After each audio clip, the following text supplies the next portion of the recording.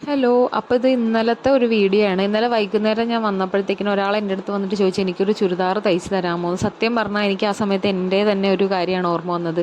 ഇതുപോലെ തന്നെ ഞാനൊരു ചുരിദാർ കൈ പിടിച്ചുകൊണ്ട് നടന്നിട്ട് പെട്ടെന്ന് ഒരു ആവശ്യം വന്നപ്പോഴത്തേക്കിനും തലേ ദിവസം തയ്ക്കാനും തയ്ക്കാതിരിക്കാനും ഒന്നും വയ്യ.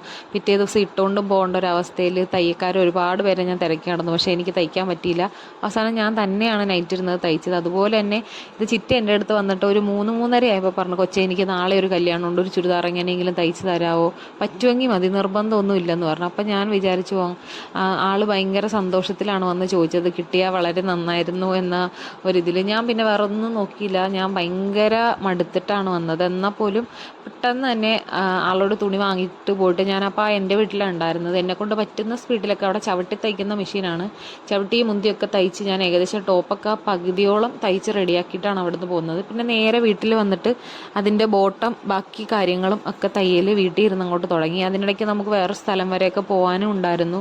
പക്ഷെ എന്നാൽ പോലും ഞാൻ എത്ര സമയം എടുത്തിട്ടാണെങ്കിലും അത് തയ്ച്ചു കൊടുക്കണമെന്ന്, എന്താ പറയുക, എനിക്കൊരു തയ്ച്ചു കൊടുക്കണം എന്നൊരാഗ്രഹമായിരുന്നു. മറ്റൊന്നും കൊണ്ടല്ല, ആൾക്ക് രാവിലെ കല്യാണത്തിന് ഇട്ടുകൊണ്ട് പോകേണ്ടതാണ് എന്ന് പറഞ്ഞപ്പോഴുള്ള ആ മുഖത്തുള്ള ഒരു സന്തോഷം ഉണ്ടായിരുന്നു. അപ്പോൾ അത് കിട്ടിയില്ലെങ്കിൽ ചിലപ്പോൾ വേറെ എന്തെങ്കിലും, വേറെ ഇല്ലാത്തത് കൊണ്ടല്ല, എന്നാലും പുതിയത് ഇട്ടുകൊണ്ട് പോകുന്നതിൻ്റെ ആ ഒരു സന്തോഷം കിട്ടത്തില്ലല്ലോ.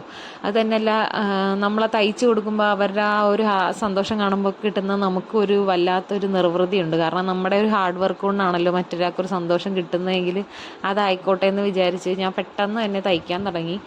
ഏകദേശം ഒരു മണിയോളമായിട്ടുണ്ട് തയ്ച്ച് തീർന്നപ്പോൾ. ഞാനും കുഞ്ഞനും കൂടെ ഇരുന്നാണ് തയ്ച്ചത്. കുഞ്ഞൻ എൻ്റെ കൂടെ ക്ഷമയോടെ ഇരുന്നിട്ടാണ്, ഉറങ്ങാൻ പറഞ്ഞിട്ടൊന്നും ആൾ ഉറങ്ങുന്നില്ലായിരുന്നു. അപ്പോൾ ഏകദേശം 1 മണിയൊക്കെ ആയപ്പോഴത്തേക്കിനും നമ്മുടെ പരിപാടികളൊക്കെ കഴിഞ്ഞിട്ടുണ്ടായിരുന്നു. പാക്കിംഗ് ഒക്കെ കഴിഞ്ഞു.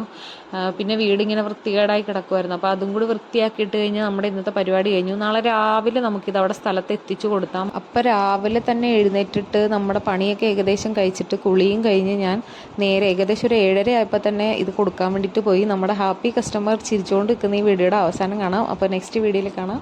ടാറ്റാ.